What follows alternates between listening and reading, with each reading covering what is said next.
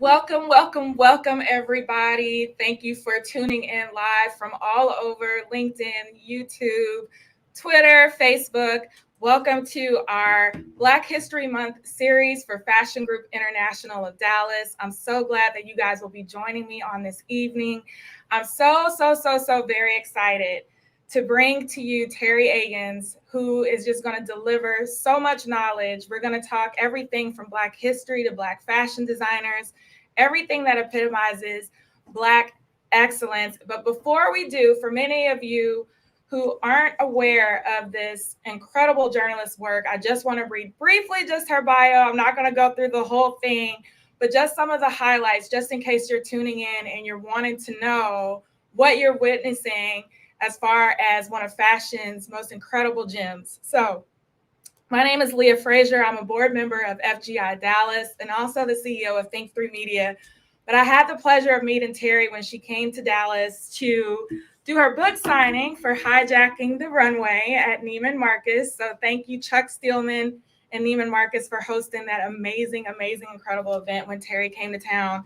And at that point in time, I was just blown away. But Teri is a freelance writer. She's a lecturer and the former senior special writer at the Wall Street Journal and the paper's Ask Teri columnist. She's the author of 2 popular nonfiction books on fashion. She's also written for magazines such as Vogue, Essence, Town and Country, Allure, Elle, Fortune, and Harper's Bazaar, many of your favorites. She's a lecturer. She's also been a TV guest on Oprah. You've seen her on Project Runway and even The View. In 1977, Teri began her journalism career as a reporter and editor in Chicago for the Daily News Record, a Fairchild publication. From 1979 to 1984, she lived in Brazil as a correspondent for the Latin America Daily Post and for Supermercado Moderno, a monthly trade magazine, where she wrote in Portuguese. So just amazing. In Brazil, she also worked as a stringer for Fairchild News Service, that's WWD, Footwear News, the New York Times, and Time Magazine. She is fluent in Portuguese and conversational in Spanish. Teri joined the Wall Street Journal in 1984 as a reporter in the New York Bureau and spent 25 years as a full-time writer at the paper, notably 20 years covering retail and starting the fashion beat. She was named a senior special writer in 1995. In 97, Teri took a 20-month book leave to write The End of Fashion, the mass marketing of the clothing business, which was published in 99 by the William Morrow imprint of HarperCollins and translated into 4 languages. The End of Fashion is still in print as a paper book and an ebook and is used in many fashion and marketing courses. Her second book, Hijacking the Runway, which I have here, How Celebrities Are Stealing the Spotlight from Fashion Designers, was published in hardcover, ebook, and audiobook in 2014 by the Gotham, now Avery imprint of Penguin Random House. She wrote the journal's weekly fashion mailbag column, Ask Teri, for 10 years, 500 columns up until February 2017. Teri has won many prestigious awards, one in particular in 2004 by the Council of Fashion Designers of America, the CFDA. And in 2005, she received the Mary Lou Luther Award for Fashion Journalism from the Accessories Council. So many of you in FGI, we know who Mary Lou Luther is. Without further ado, I'm going to bring Teri Agins up. I'm so excited to have this conversation with her. Hey, Lisa. Hi, everybody. Way to join us from NYC or from New York. Exactly. Yeah, great to be here. Fashion Group and other audience members. How's the weather? Yeah, actually, it's cold. We're supposed to get a storm. After yesterday, it was 66 degrees. So, crazy weather everywhere. So you got the Texas weather and we got the New York City storm, the New York storm. We're in ice right now. Oh, wow. Oh, my goodness. I'm glad to be here with you guys today. Thank you so much, Teri. So what have you been up to? Girl, everything. Well, the thing is that after I left the paper and, I've been doing a grab bag of things. This is the gig economy. And so I'm gigging. So I worked for this group called the World Retail Congress, and I moderated panels for them in Barcelona and twice in Berlin, a place you should always go. Everybody should visit. Incredible tourism there. And I also have done some consulting projects for different companies.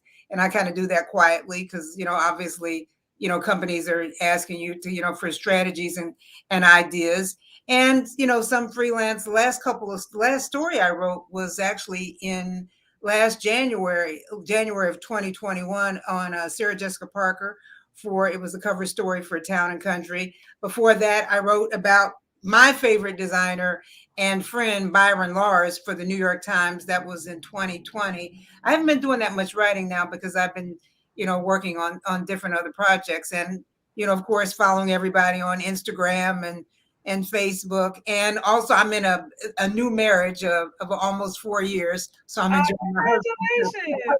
Exactly. At least the husband is on the job, because I'm sitting here trying to get this technology right, and Teri's like, help, and he's yeah.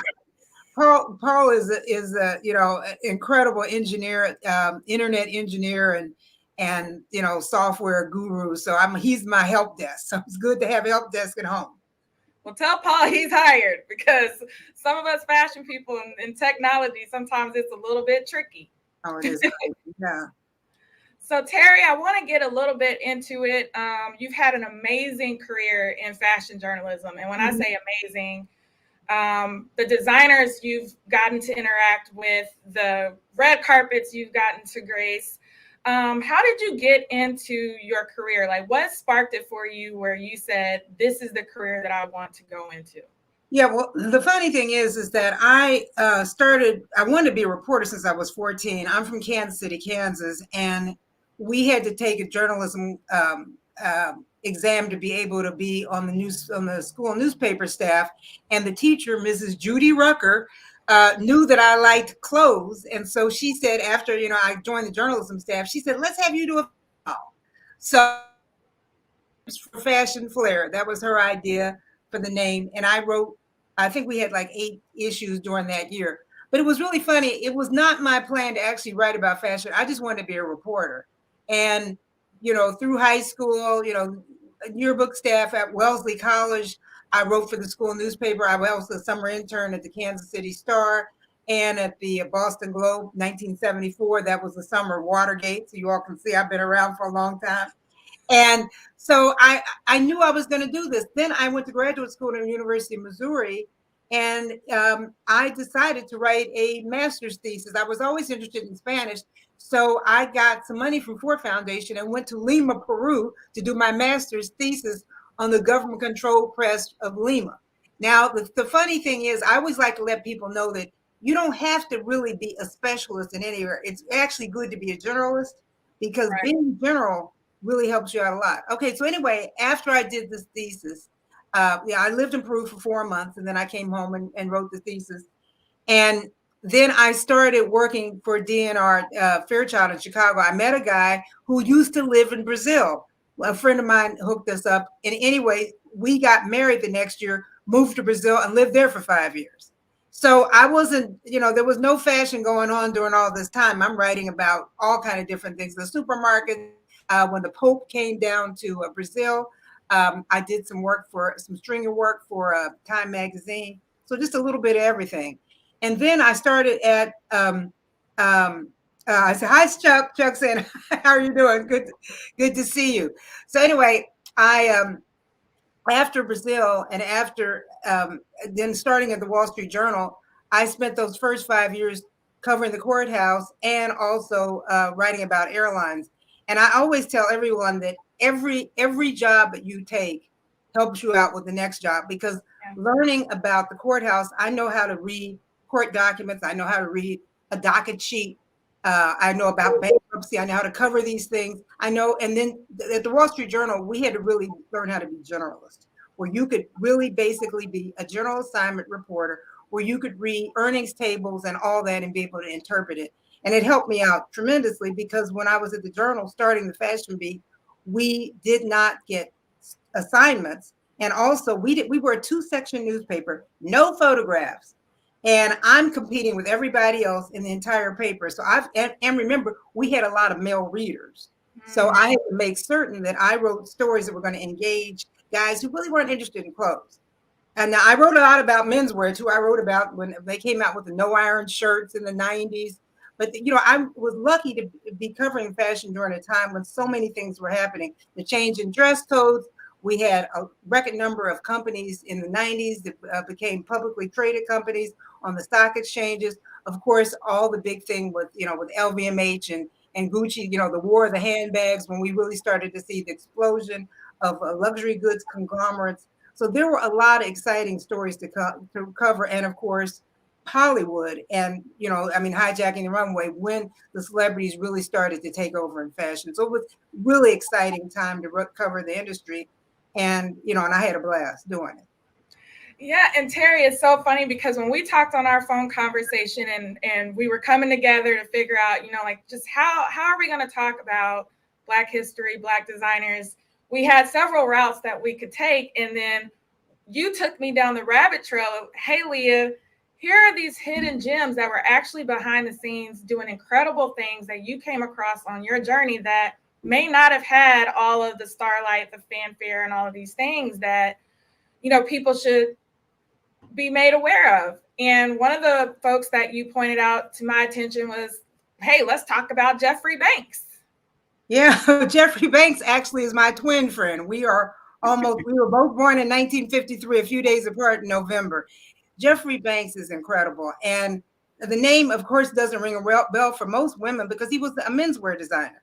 But Jeffrey started like in the 1970s. He worked for a brand called Morona. Now, you know Morona now as Morona in Target, but that brand was one of the hot menswear brands in sportswear. He got 2 Cody Awards. Before they had CFDA, they had the Cody Awards that were started by Eleanor Lambert, and he won 2 of those. He won one for men's furs and one for menswear. And in addition to that, okay, so then he was kind of quiet for many years there. He was doing licensing, but he really wasn't on the radar, after like the 80s. But then Jeffrey then started selling on Home Shopping Network, HSN. And Jeffrey Banks, you probably have seen his sheets. He did a whole home collection. He had sheets and towels and crystal ware, and he had the Scotty dog was his logo. Very, very successful on HSN. And then, in addition to during all that time, he also decided to start writing books. So Jeffrey's written 7 coffee table books. One of them you probably know, Romancing the Plaid. He's done one on Preppy. He did one on Norman Norell, on Patricia Underwood, and also Perry Ellis. So he's all over the place and continuing to, and also one of the nicest guys but he's a guy who's like a big success and someone, if you're interested in fashion history, he's one to check out. The other one, and who also was on HSN, Anthony Mark Hankins. Yes. Now, Anthony Mark Hankins has been on there since 1996. He's been selling women's apparel on HSN. Mega success, great guy, and someone who has really been a trailblazer. A couple other people who I wanted to mention were Alvin Bell. Okay, Alvin Bell had a label called ASL, and he did sportswear, and it was in department stores. And alongside him was a woman named Constance Saunders. Mm-hmm. Constance Saunders was also another Black designer who you wouldn't necessarily remember because they were back in the 90s. And back then, we didn't have all this social media, so you didn't know what people looked like. You saw a label, you bought the clothes, you didn't know what it was. And really, that's the real success of a brand when the brand stands on its own. I think it's something to be said too. I found an article, Teri, with Constance where she talked about that very thing, but then that there did come a point in time where she had to come in front of the brand because that's just what the times demanded. They wanted to see the face. And that personal branding element was something that was necessary for her to kind of move on. I can't remember which magazine it was. I don't know if it was like Essence. It was like one of those magazines or a Black Enterprise where she said, look, I was behind the brand for all of these years and that was just fine. Yeah, it was for Richard Warren was the label. Exactly. Yeah. Now, another one. Okay, now this is one who everybody should know. Okay, Lafayette 148. Now, Yes. Lafayette 148, for the first 18 years of that brand, Edward Wilkerson, but his name was never on the label. Edward Wilkerson was the designer for Lafayette 148. So he was another, super success who people didn't know about. And I think that this is really important for young designers to know that you can have a really successful career in the fashion industry and not necessarily be so high profile. I mean, nowadays, everything is different, obviously, because people want to see the name of the label. They want to take that runway walk, take that bow and be known. But there are a lot of great jobs where you can be very successful and get very wealthy without having to actually have your name on the label, because pattern makers make a great amount of money, and so do people who are merchants, and so you don't necessarily have to be out there in front of everybody. Yeah, and what do you think about that, Teri? As much as digital and social media has changed fashion, it changed fashion shows. It's almost like some of these designers now are influencers. You even talked about the rise of the celebrity designer and hijacking the runway and what that did to the industry. So you just said so yourself that there's other realms in the industry you could get into and not necessarily be in front. But do you think for the designers themselves, and even more so for Black designers, do you have to be in front nowadays because that's what the consumer demands? Well, yes, but several things. The first thing is this: now with social media, it used to be that everybody in the past had to worry about having the department store buyer buy their clothes and put them in Neiman Marcus, to put them in Saks Fifth Avenue or Barney's, and that would be your launch pad. Well, now so much retail is done online that you need to have that online presence. And a lot of people are getting their total identity through Instagram. And Instagram and a little bit of YouTube, but mostly Instagram is really the way to connect. But the thing is this: there's a lot of noise out there because there are a lot of brands. I mean, you think of all these people who are trying to get attention. And the big disruptor in the fashion industry has been fast fashion. Because when you think about fast fashion, they can get these clothes out here. You think of, first it was Zara and H&M, but now you've got companies like Fashion Nova and Shein, and these companies that move at lightning speed, and the clothes are dirt cheap. I'm talking about things under, $25, and that's crazy. So you think, okay, I have a great idea, so let me get out there. Well, you get out there with a great idea, even if as soon as you expose it to someone, then it's fair game for everybody, unless it's got a logo. The reason why you see so many logos now on clothes is that is the way to basically trademark what you're making, because you can't, that would be a trade dress violation. And so that's the reason why a lot of people use logos, but it's really hard to get attention. So how do you get the eyeballs on your brands? Well, you can use Google Analytics to try to move your numbers up in the Google searches, but the easiest, fastest way to do it is through a celebrity. And we look at the people. I'm thinking that some of the Black designers who are now really on the radar. Okay, Telfar Clemens. Okay, yes, I'm going to ask you about what your thoughts were on Telfar. Yeah, well, Telfar. Now the thing is this: people feel like, oh, he came out of nowhere. Telfar has been around for several years. Thank you, Teri. He is no flash in the pan. He started out in 2005. Yes. When he was still in school. And so he had, a grand master plan. He also did some work with Beyonce. He even did uniforms for White Castle. He did, career apparel for White Castle hamburgers. I mean, so this guy is all over the place. Okay, so he has this great logo and this brand that is really starting to, which is really taken hold. And it's fortunate it's something that he doesn't have to keep designing, because that's the other thing. You want to have a strong accessories business is the backbone of most fashion businesses. You think of Gucci, of Prada, of Louis Vuitton, all those brands, Chanel too, they all have a strong accessory signature.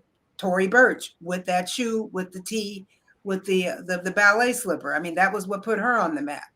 I mean, even Jessica Simpson, who I wrote about in Hijacking the Runway, she got her start in shoes, and that was through Vince Camuto, the guy who started Nine West shoe company. He's the one who launched both. He launched the Jessica Simpson, and also he was, a big backer to help Tory Burch with her accessories, with her shoes. So and so Telfar, that's given him an edge that a lot of the other designers don't have.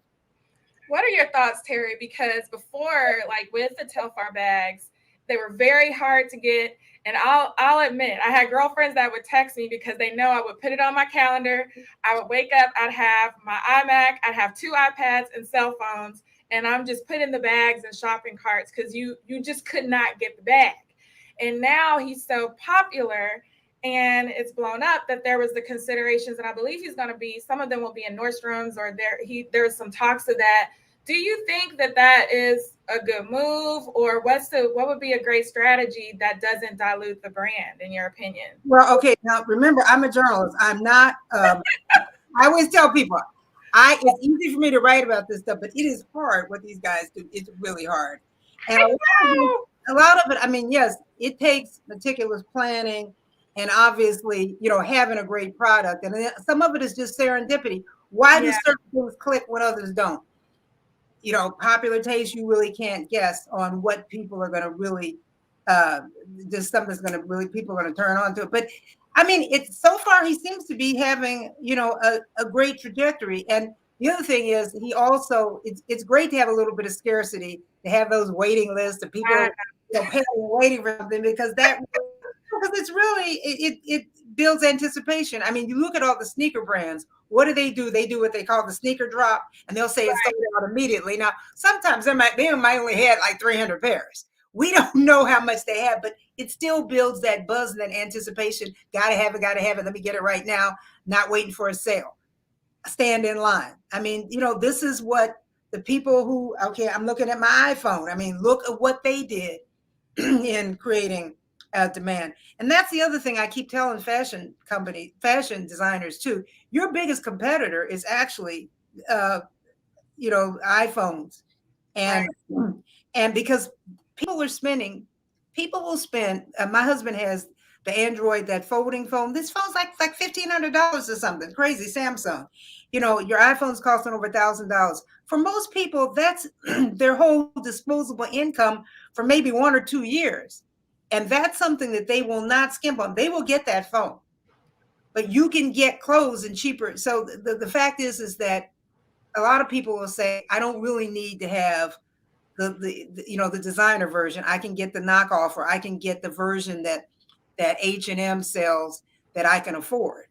And so that race to the bottom in terms of prices. And you're, as a young new designer, you can't afford to sell things that cheap because you don't have the economies of scale. Right. The reason why these people do stuff, because they're selling, thousands or dozens of every different stock keeping unit. And so they're able to sell things very cheaply. And plus they're making it abroad, and they're using, really sophisticated ways to do this. And they've got the following. But, this industry is very, very hard. So who are you following these days, Teri? As we continue our discussion on Black designers, we talked about Telfar. Is there anybody else? You did an incredible article on Byron Lars. So who else should be on our radar? Yeah, well, okay. Let me just say a couple of things quickly about Byron. Okay, Byron is a small business, and he's been around for many years. Why? He's got this one dress that I wrote about in the New York Times that he has sold, thousands and thousands of copies. We're talking more than 60,000 units of this one dress. Now, one would think, and we know when something's successful, what does everybody else do? Try to knock it off. This dress is unknock-offable. And the reason why, he has 13 types of polyester. This dress is so complicated. It's got lace. It's got all this detail. And even though I have seen cheaper versions of it, women want to buy that one version that they can get in Anthropologie. And I think it's like about $258. But the fact is that is what makes a brand successful. If you find the white space, you find something that you can do that nobody else can do. And that is, and that was the success in that one particular item. I mean, obviously you can't have tons of those, but that's kind of really basically fairly unprecedented. because you wouldn't see that, and everybody else at that point after that dress has been on the market for like 11 years. Okay, so let's talk about other people. Okay, obviously, okay, Kirby Jean Raymond, who's Moss, he has had a lot of buzz. He hasn't had a show for like a year or so, so we're excited to see what he'll come up with. He was the creative director at Reebok, and he's ending that relationship. So he is definitely one to watch because he's an incredible showman, and plus he's got and he's a race man too, you know, and so we are really excited to see what he's going to come up with next because people are excited about him. Another guy, Jason Rimbert, who is a stylist, but he also has a brand, and he is someone who is. He didn't do a fashion show this last time, but he's somebody to look at. And the big hit during Fashion Week was Sergio Hudson. Now you all remember Sergio Hudson because he designed that incredible outfit that Mrs. Obama wore at the inauguration of President Biden. And that was that burgundy outfit. It was a long coat with the matching wide trousers and that signature belt with that interesting buckle. That buckle is kind of his logo. And that really put him on the map. And I think he's Kamala Harris and others, and I think also Mrs. Biden has also worn his clothes, but he has a following, and his fashion show during Fashion Week was incredible. And what he's doing, which is really cool, everybody has been doing, all these designers do all this crazy avant-garde stuff. He is doing, it takes you back to the 90s. I mean, matte suits with the squared off shoulders. I mean, beautiful tailoring in a rainbow of shades. And this is the way a lot of women, professional women, want to look. And at those prices, he is reaching that customer because that customer, the weird thing, the big disconnect, another big disconnect in fashion. Why do designers design expensive clothes that young people can't afford to buy? If you're going to design something expensive, it needs to fit the people who can afford it. These are people over 30, over 40, 50, 60. All those women will look great in Sergio's clothes. Sergio's clothes are expensive, but he can reach that niche. And at the show, we saw so many audience members who had on his jumpsuits, his cat suits, in all these great colors. So he is definitely, he is definitely a comer. And, and then Kanye West, because, he's doing at the Gap is, he's not my personal favorite. Because I was gonna say I'm kind of upset with him because after his endorsement of Trump and everything, that just kind of like took me in another direction. But he still has a following, and and he's out there, so he's somebody, and he's selling.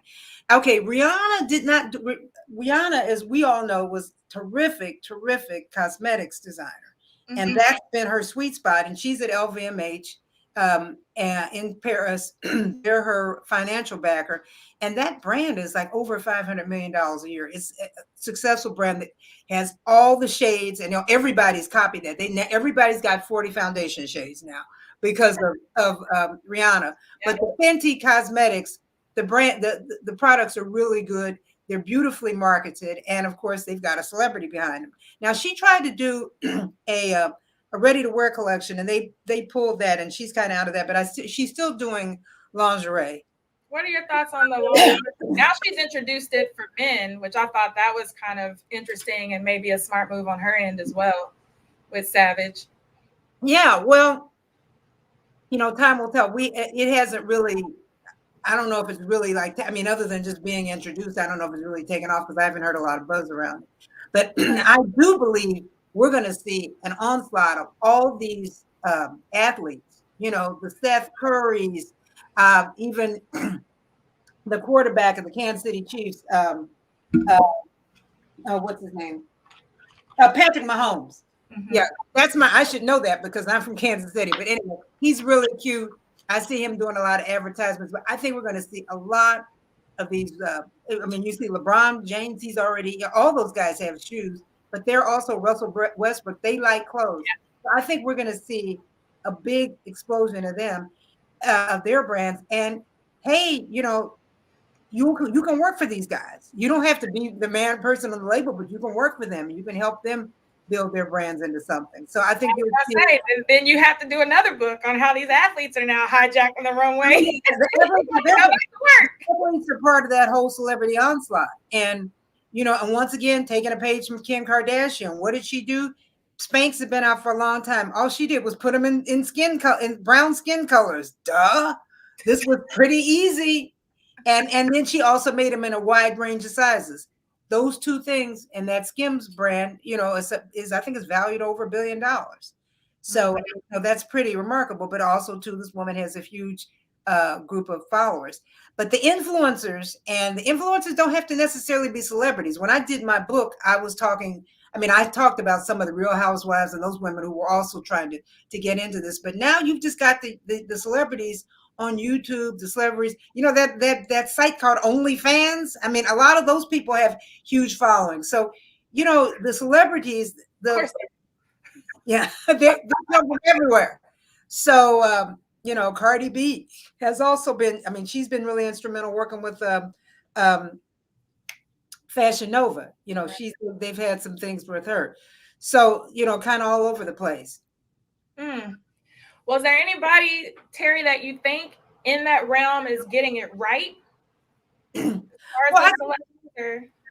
the thing is, it's still, people need to remember, fashion brands take a long time to germinate. Even if they come out hot at the gate, it takes many, many years, usually more than 10 years and a lot longer after that to really take off. I mean, people look at Marc Jacobs, and Marc Jacobs always had this reputation as being, he had the ponytail, and at that time, and he was the enfant terrible. He was a young whippersnapper.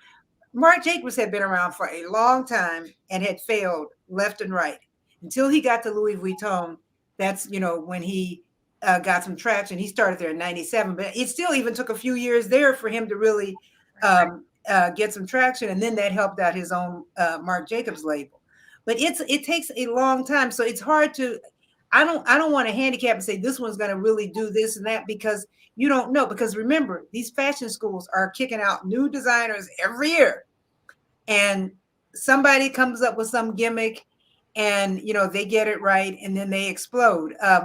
Laquan Smith, I forgot. Let's not forget Laquan. Laquan has also been at this for a while too, but he's gotten some traction. So he's another one to watch. So, I just think that but remember this too. Most small businesses are small businesses, and most small businesses fail. Has nothing to do with race or anything else. If you got to get everything right. You have to have the right product. You have to, as I said, find that white space, something that somebody else is not already doing, and you got to have at the right price point. It's got to be at a price point. It doesn't necessarily have to be cheap, but it has to have a perceived value. People have to feel like if I'm spending $59 for this or for $500 for this, that it feels like it's worth it. It's got to have that value proposition, and then it has to be really well marketed, and you just have to have a lot of luck at retail that it keeps selling and that it connects with people. So it's a long haul. Now, Brandes Daniel at Harlem Road. Yeah, Brandes has been incredible. Brandes has started.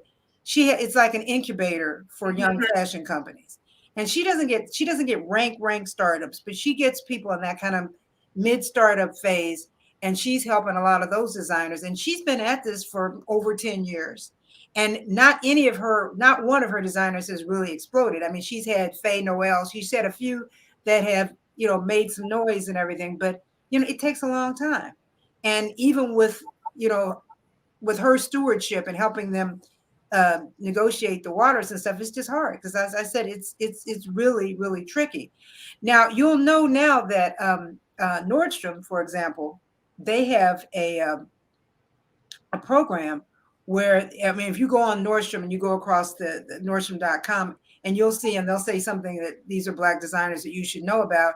And so I think that's great for people to at least have someone who might be interested in okay, let me check out who these new designers are. But if the designer is white, Black, or whatever, you still have got to be able to sell day in and day out. People will buy something once because they want to help out. It's a souvenir, it'll be a good thing to do. But nobody wants to that. You don't build a business that way. You build a business from repeat customers, and people come back time and time again because they find what they want, and they keep and you keep giving them something new to buy and get excited about. And so it's not a fashion show is part of the marketing, but less and less. I mean, you could really, Telfar started doing shows later, but he was on the radar, just getting out there and getting those bags and in the hands of women, and getting and really getting that branding together. And you can do that on Instagram. So yeah, so all you young people who are really good at social media, and even also on social media, because I've talked to some designers about their sites, and I'm like, you guys got to put stuff up there every day. I mean, not one or two things, but you need to post. You need to post often, and you need to post, and things need to be clever, and it has to have a story, because people, fashion is all about mystique and storytelling and getting people really excited. Get some questions. Are we going to take any questions? we'll take questions, Teri. If anybody has questions, you can go ahead and post them in the comments. I can definitely post them up for Teri. But as we wait for the questions to come in, I'm just curious, what has been one of your most memorable interviews that you've done? Yeah, in fact, I'm looking over to the side because I have another computer screen, because you had asked me that. And I'm thinking about stories that I had so many fun stories. Probably the one that was one that made me most proud is the one that I did when Marc Jacobs was renegotiating his contract with LVMH. And this was like around 2003. And it was just something lucky that fell into my lap. Someone told me that Marc was not happy and he was renegotiating this contract, and I went over to see him and his business partner, and he happened to be in town that day. He was not in Paris, and he started to spill his guts, and I got this tremendous story, and it was a scoop that I had to sit on for several weeks. That's the worst. Fashion week. That would never happen nowadays. You'd have to get it out immediately. But anyway, I got it out there, and that was the same year that helped me win the CFD award. I did a story in the 90s about accounting scandal at Leslie Faye Company's dress company on 7th Avenue. And this was just a good old fashioned accounting scandal. And I learned so much about accounting because we had to go through all the different public documents for this company for several years. And I was able to really blow that out into a big page one story. I went to a cocktail party once at Bergdorf Goodman and overheard that there was price fixing. There was fixing at the fashion shows, and that what had happened was this: the designers were sick of spending.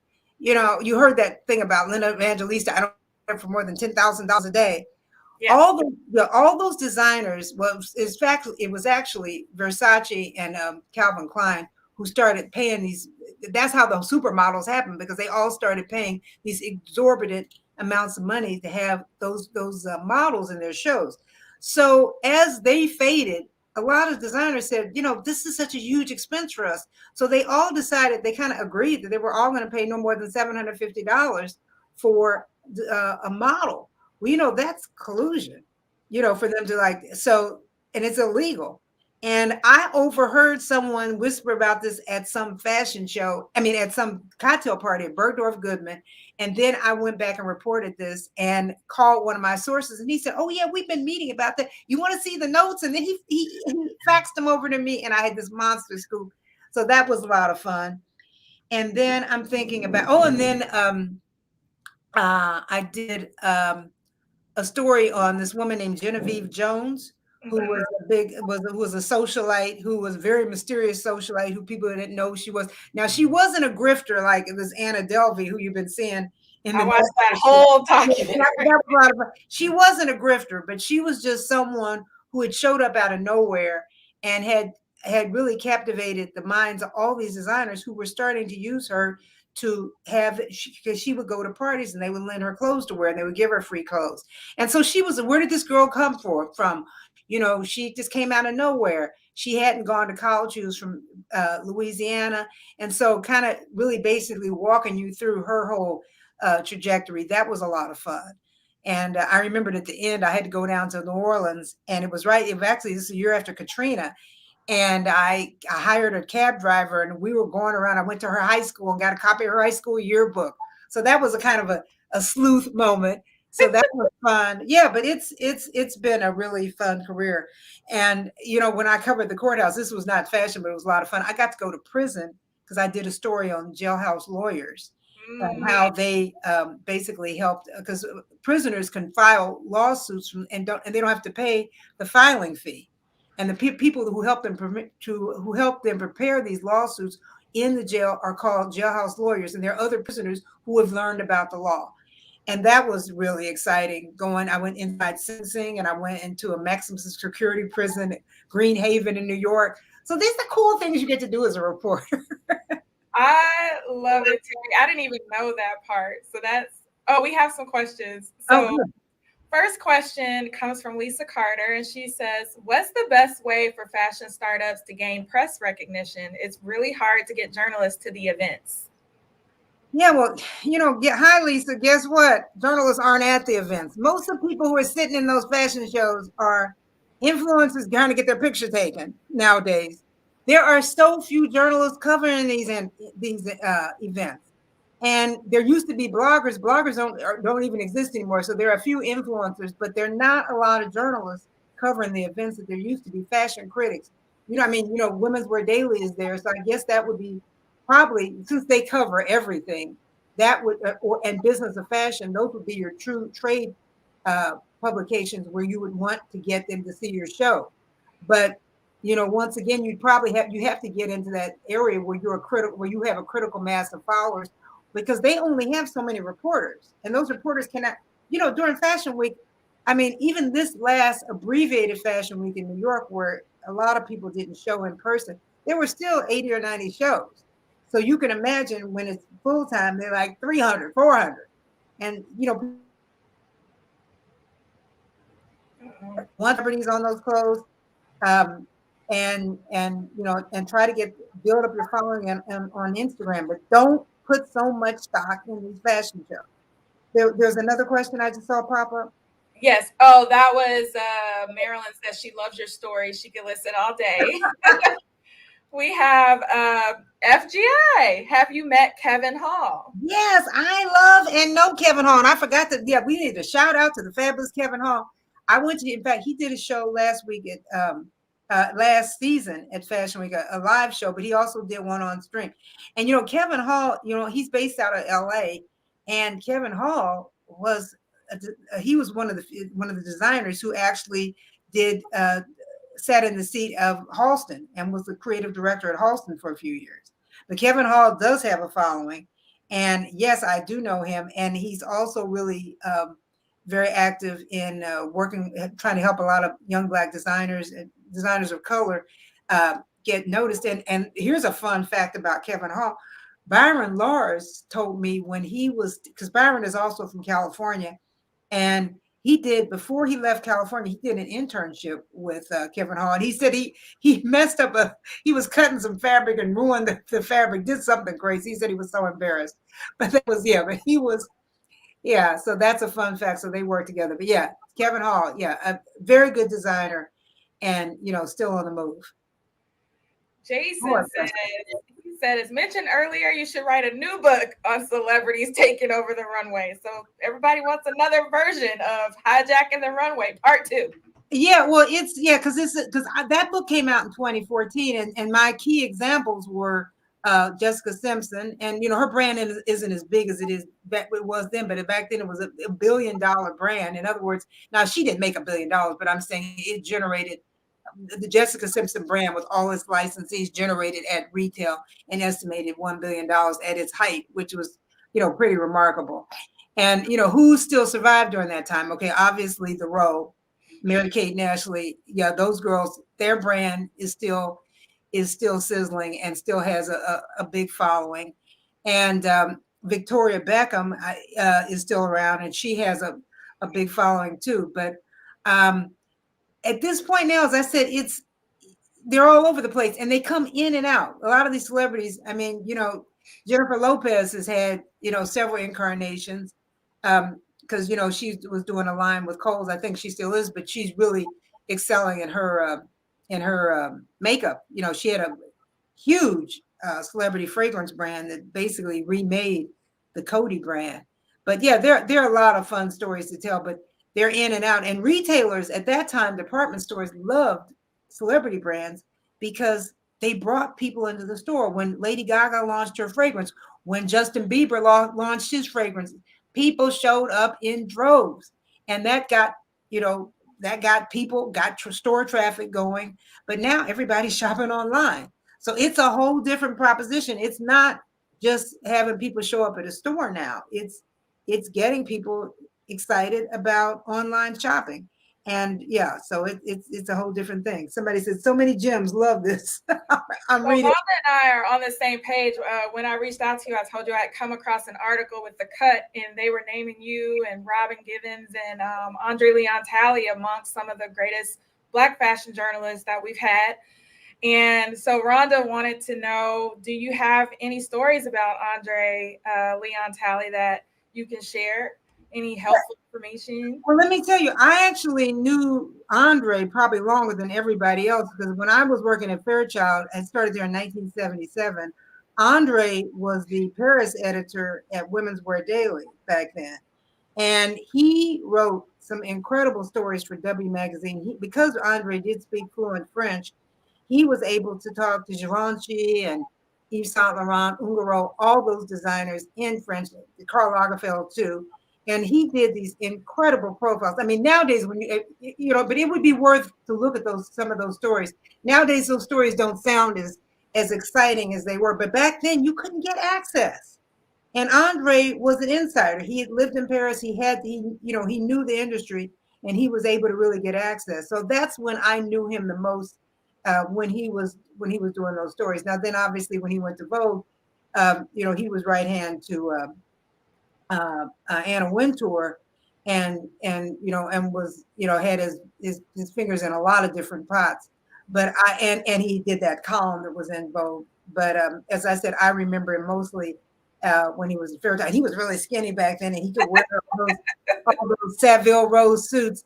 And the other fun thing is, here's something. And in fact, I think that Constance White wrote about this in The Cut recently.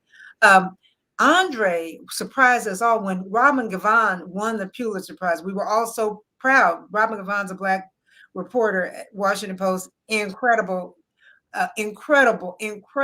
writer, journalist, thinker. I mean, just forget it. Robin is the OG. And when Robin won the Pulitzer, several of us got emails from Andre that he was giving a dinner for Robin. And we were really surprised because it's not like we all got together.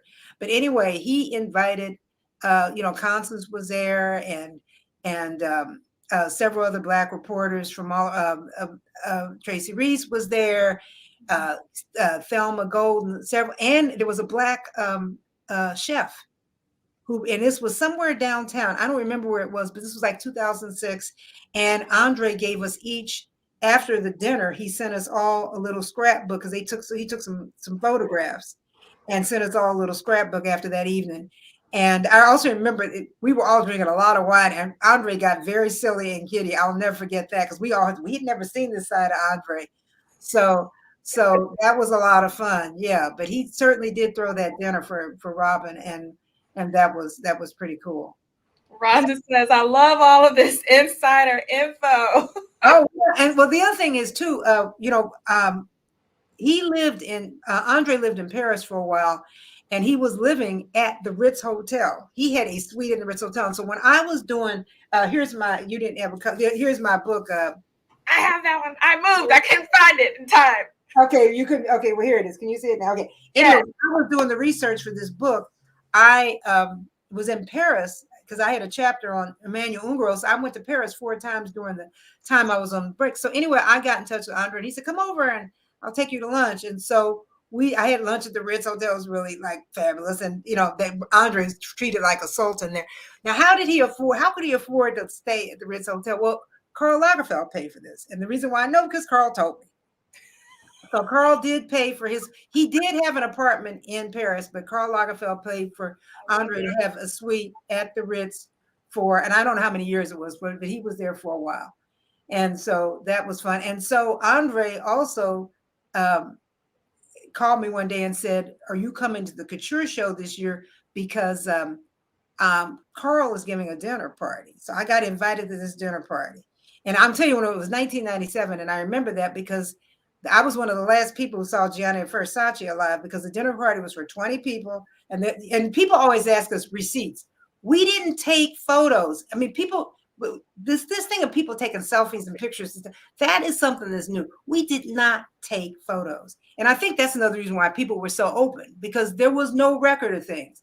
But anyway, this dinner party, 20 people, 2 tables of 10. Gianfranco Ferré was there, Donatella Versace, Stella Tennant, the model, Anna, Andre. And then also after dinner, Elton John came by. He stopped over there, and then David Furnish, his husband, and then Gianni Versace came, and they came for dessert. So they popped over to Carl's house, and Carl's house was in the on the left bank on the street called Rue de Université, and it was what they call a hotel particulier, which is really basically a mansion. It had this beautiful backyard that was with this high wall.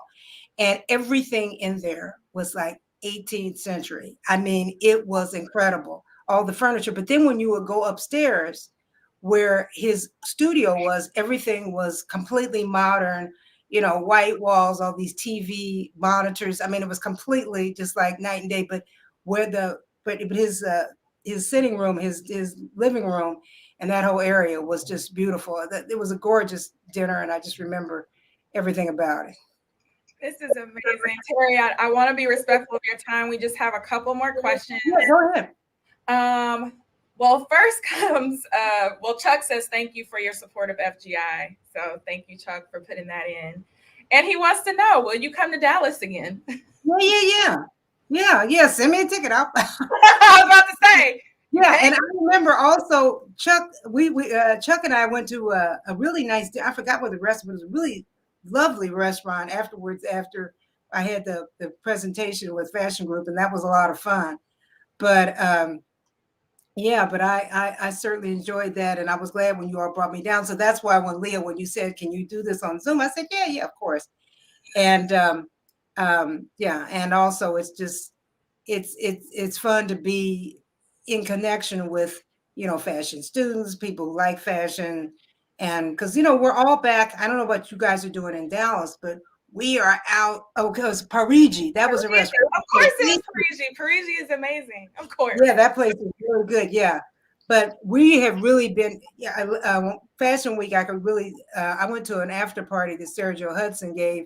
And also Beverly Johnson was there. Because if you go on Instagram, you'll see a picture of me with Beverly Johnson at that. But anyway, because she was one of the models, she and Veronica Webb were in that. But people are out again, and people are dressing up. And I went to a lunch yesterday, and I just noted at Michael's restaurant, which is a big lunch haunt here, and people are out. So, and I'm sure they're probably out in Texas too. So I'm just glad. We were never in. We were never in. What pandemic? What are you talking out? We've been out. Oh, you were out. Okay. Well, the thing is, we went in and out. Remember, we were my husband and I were doing a lot of activities in December, and then like around the 18th, that's when everything stopped for a while, and things went back in. But I'm glad that I think the worst of this is over, hopefully, and we can all go out and get dressed up and and do stuff. Fabulous again. That's sweatsuit chic. Yeah, exactly. Be fabulous again. So Lisa has a question for you, and she says, I know we were talking about Telfar, but she says, can you refer a designer who is successful stirring excitement with online shoppers?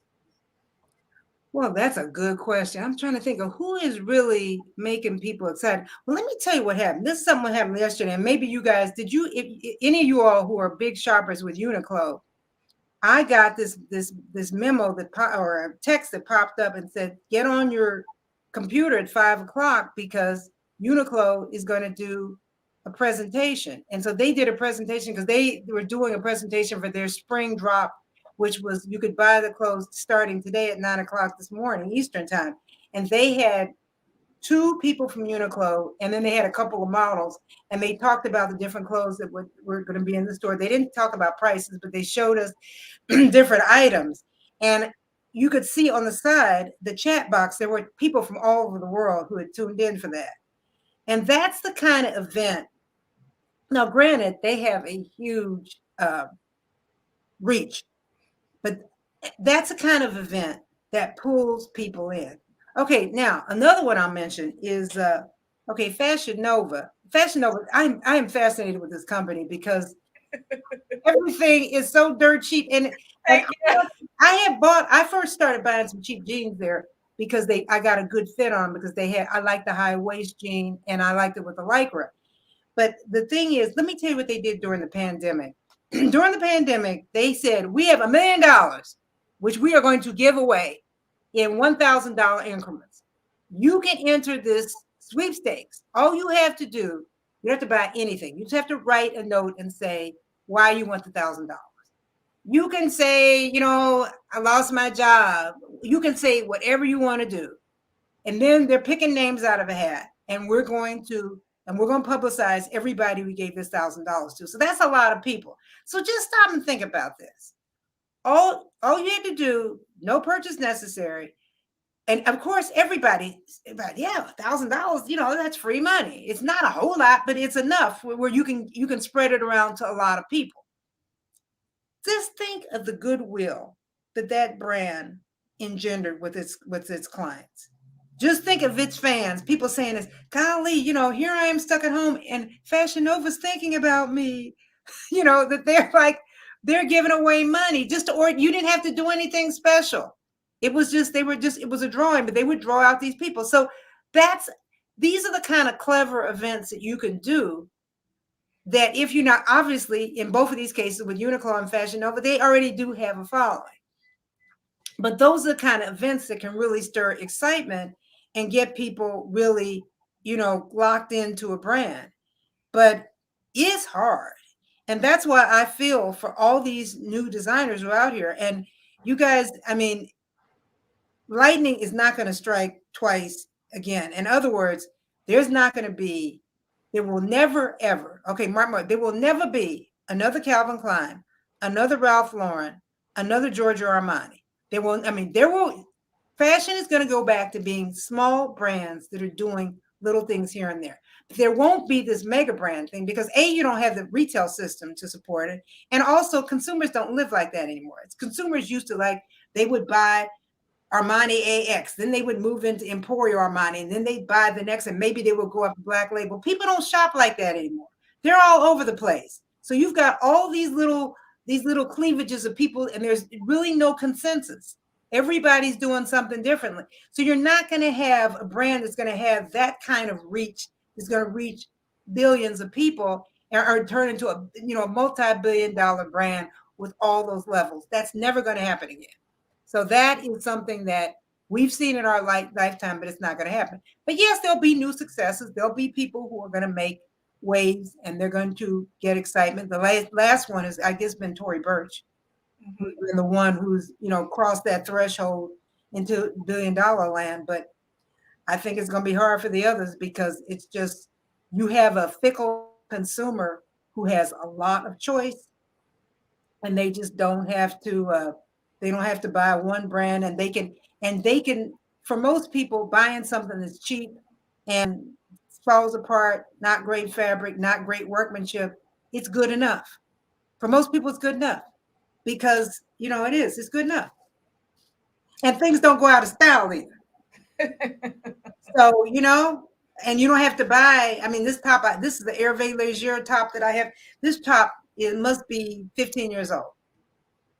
You got stuff, you can't tell the age of things. I haven't bought a pair of high heels in like 8 or 9 years, have no plans of buying anymore because the ones that I have, because I'm switching shoes all the time, they never, I wear a pair of walking shoes to the event, put on the cute shoes, and then take them off. So they never wear out. So, and the ones that I have are still in style because I didn't get the really crazy platforms and cuckoo. I got Manolo Blahnik, I got shoes that you can't put a year on. So right, classic. yeah, so that's the tricky thing. So this is a hard industry, but it's exciting because somebody is, I mean, this is generational. Somebody's going to come up with new ideas. They're going to do something new.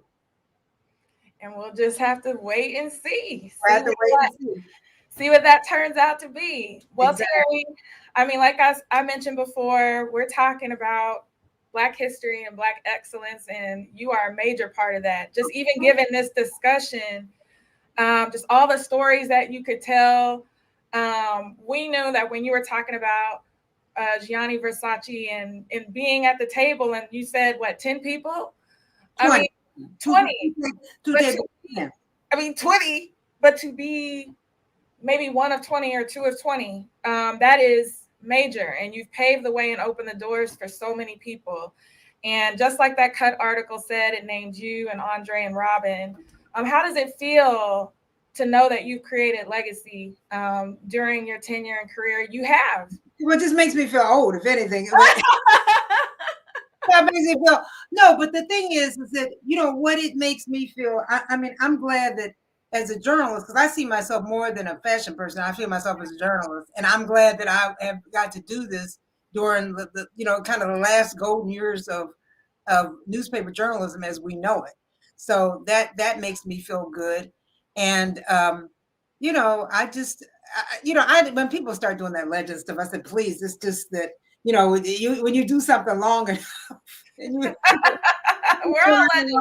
When anybody who's been in any profession, you do something long enough, you're gonna meet, meet a lot of the players and people. But as I said, as a reporter, but I love doing stories just on ordinary consumers too, because I think everybody is an expert about fashion because we all wear clothes.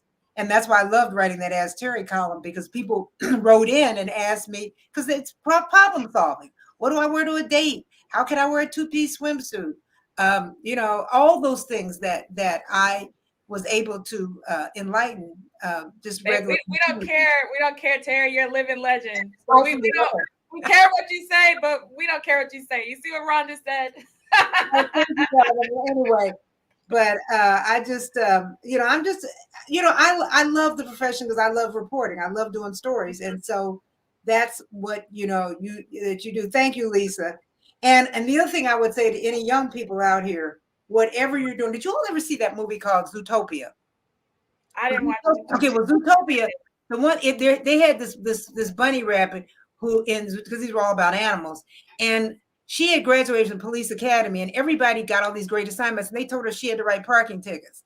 And she's like, parking tickets? I'm better than that. I'm like, I made the highest scores on the test. So she just said, I think I'm going to be the champion ticket writer. So they showed her in this little sequence, right? Go and look it on YouTube, because it just put Zootopia and ticket writing. And you'll see this bunny writing all the tickets because she said, I'm going to do the best that I can. And I use that as that to me is the way to work. Whatever you're doing, whether you're working in a fast food joint or whatever you're doing, you really, put your mind to it, get there early, stay late, do the extra stuff, network, because I guarantee you, chance favors a prepared mind. If you're out there, you're going to get great things are going to happen because you will be there. You will get a chance to be in the room where it happened. You'll get a chance for that. Oh, you're sorry. There's my dog. Spirit, come here. They said, Teri, thank you for sharing your stories. Oh, wait, let me see your dog. What kind of dog is it? This is a Chihuahua mix. Come on, say hi to everybody. Oh, your dog. Oh, welcome, dog. This is Spirit. What's the dog's name? Spirit.